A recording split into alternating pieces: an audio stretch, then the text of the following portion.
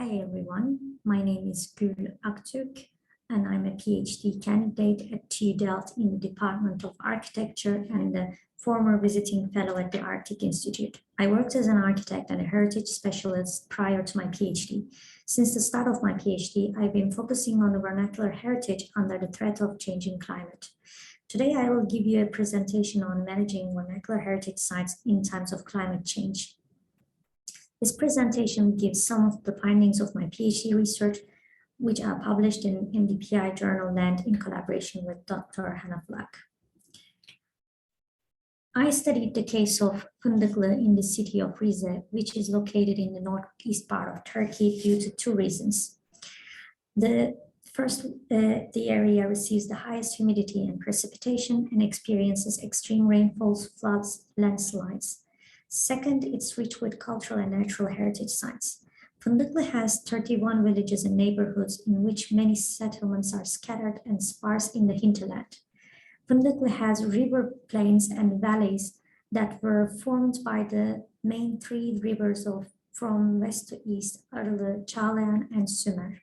These spots show the areas where I conducted the interviews with locals in the district.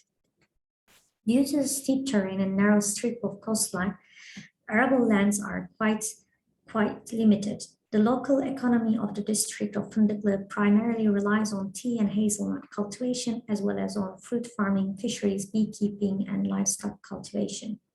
There are many tea factories in the city of Rize, while in Fındıklı tea is cultivated by small landholders. Among all the agricultural activities, the tea plantation has become an important economic income, as the city of Rize alone meets the tea demand of the country. Fındıklı is particularly rich with vernacular built heritage sites such as mosques, stone bridges, traditional stone infill timber houses, mills, barns, kilns, and archaeological sites, natural heritage sites such as waterfalls, plateaus, and forests, intangible heritage such as timber artisanship, stone masonry, basket making, and cornbread making, in addition to other representations of areas' food culture. The builders chose local materials such as stones from nearby rivers and chestnut timber from the forest that could withstand the rainfall water and extreme humidity to build these houses with modular design. Vernacular houses are often equipped with necessary tools to be resilient to the surrounding with their specific construction detailing. Vernacular houses, even though they survive approximately 250 years, they're vulnerable to changing climate along with other pressures such as developments in the hinterland, decline in rural population, and abandonment. This research primarily draws on a series of unstructured interviews with local people and on-site observation notes undertaken during January and July 2019. I conducted the first field work on the selected case for a week in January 2019, while a second case trip was carried out for 2 weeks in July 2019. In total, 16 unstructured interviews were conducted face-to-face with 14 individuals from 4 different villages and the administrative center of the district. All interviews were audio and video recorded, transcribed, and translated from Turkish to English, keeping the meaning of the local term. Interviews revealed the past traditional knowledge, current problems of flooding, landslides, and extreme rainfalls, in addition to climate-resilient features of vernacular heritage. According to the statements of locals in the past, the vernacular buildings were built on the high end of cornfield so that the rainwater carried the scat of animals down to the slope and fertilized the land. The reason behind this settlement pattern is the close proximity to water sources, exposure to solar radiation in the morning, and to manage the farmland and facing the landscape. Dealing with microclimate, local communities were self-reliant in the selection of building sites. Regarding the past settlements, locals addressed that Fındıklı was a swamp and no one settled in the city center due to mosquitoes, and swamps. According to a folk story, location of house used to be determined after hanging a meat in the selected site for 3 months in the past. By doing so, the rotten part of the meat signaled that the area received humidity, which could deteriorate the timber. In the past, there was no need to construct a retaining wall behind these houses, as the walking pathway behind the building did not exceed 1.5 meters. More than half of the interviews mentioned flooding, landslide, and extreme rainfalls as major challenges induced by climate change, whereas linked to these events to human interventions and natural disasters. The locals mentioned the flooding in 2016 was the most serious one. The damage in the Beydere village was particularly severe. They revealed that Çağlayan River was similarly flooded and the road of the village was closed. In the first site visit to the field, locals repeated that Beydere village was a landslide zone, but the observations on the second site trip revealed that even though the Çağlayan village had relatively a low risk, now carries a higher risk to the river flooding. Today, there is a flood defense constructed by the hydraulic works along the river of Çağlayan, although the area was relatively safer in comparison to the other villages. According to one historic owner, the land facing rear facade eroded twice. A very big storage house was drifted during the flood. There are few storage houses that were lost as such, and some of the buildings in Aslandere and Beydere villages were damaged by the floods. This is the example of the flood defense along the river of Çağlayan. And Beydere village, in more elevated topography, concurrently appeared in the mentions of the locals as the most affected area by floods and landslides, a disaster region due to the frequency of these events. There are very few original remnants of these historic buildings in the village, while the remaining ones are extensively modified.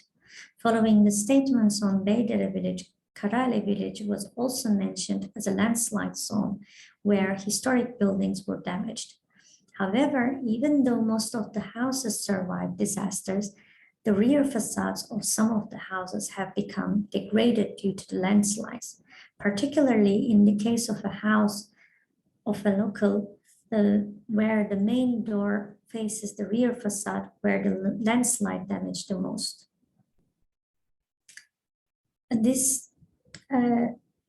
Most of these buildings are not oriented to face the slopes where landslides pose a threat. However, a house from a local is an exception. This building on the below left was rebuilt with remaining materials of a historic building which was burned down by bombs in Russian invasion in the region from 1916 to 1918. Afterwards, the successive generations lost the original building knowledge and experience of this house built 250 years ago. The differences in generational construction practices present the future threats on local construction knowledge and experience with local environment.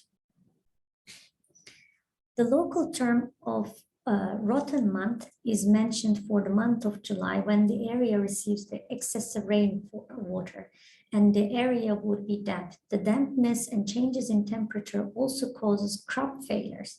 And as a part of this integrated historic environment, locals note that pears do not grow. Similarly, cherries used to grow in the past, but now only very few of them are growing. Although some of the locals emphasize external factors such as chemical fertilizers, construction of dams, they could not deny the effects of changing climate. The house that you see on the top right degraded due to the rainfalls, and the roof eaves could not cover the facade of the building from the rainwaters. The roof eaves extend usually to 150 centimeters in Çağlayan village, but this house located in Her village with less than 100 centimeter received rainwater, which led to the decay of the facades of the upper floor. The locals emphasize the damage of extreme rainfalls on the historic houses that are now abandoned. If the building is neglected by the homeowner, a drop of water can destroy it. Even though some of these historic buildings were renovated, they decayed again. The construction technique called Cakatura, which is plastered facade of the first floor, is found to be particularly vulnerable to rainwater, and so it decays faster, as you can see in the image at the right. When the historic building is neglected by the building owner, rainfalls can destroy the whole building. The eaves of the historic buildings extend usually between 80 centimeter and 180 centimeter to keep the facade secure from the precipitation and rainfalls. The local roof tiling, known as Ottoman tiles, make a resilient roof covering. The major difficulty is to renovate the roofs of the village houses, as it costs more money. People built their new buildings along the riverfronts, which made them vulnerable to the floods. Vernacular landscapes are transforming constantly with the increasing effects of urbanization and climate change. Changing water patterns are causing rapid deterioration of vernacular buildings by causing loss of material and integrity of the built structures, as well as erasing the culture in the area. The Ministry of Environment and Urban Planning and Climate Change in Turkey announced a regional climate action plan for the Black Sea region in 2019. The 15 actions to be taken in the region include several practices in the building sector. The most relevant one is that the 13th article on encouraging the use of local materials in the construction for climate resilience. And one important implication of such decision in the use of local materials and techniques is the legal exemption from any types of fees and taxes in the construction of the houses. There are fundamental issues to overcome the barriers and challenges on the ways to safeguard vernacular heritage. The data on geographical locations, character attributions, historical background, past and present images should be correctly and precisely documented. Preservation and future development require careful identification of present and expected hazards. Heritage value of the vernacular heritage sites should be reassessed to prioritize the significance elements in times of climate crisis. Finding such material often requires studies beyond traditional archives. Thus, oral transmission of knowledge can provide a better insight in the use of techniques and materials of these buildings. Historical building techniques and materials have long withstood disasters. They can inspire future construction. In addition, there is need for creating awareness about cultural heritage in the context of disaster management among various stakeholders, including local communities. For example, in Fındıklı, the workshop such as the EU-funded project Training Masters for Rural Built Heritage in the Eastern Black Sea region have provided education in carpentry to local artisans. The governmental institutions provide limited funding to the preservation of vernacular heritage sites. However, the project to educate artisans in carpentry raised local awareness about the importance of their building. As a result, some of these buildings were opened up to tourism. The promotion of heritage has become an additional income for locals. In the light of contemporary challenge of climate crisis, we need to reevaluate our understanding of climate resiliency in the context of vernacular heritage sites. Thank you for listening.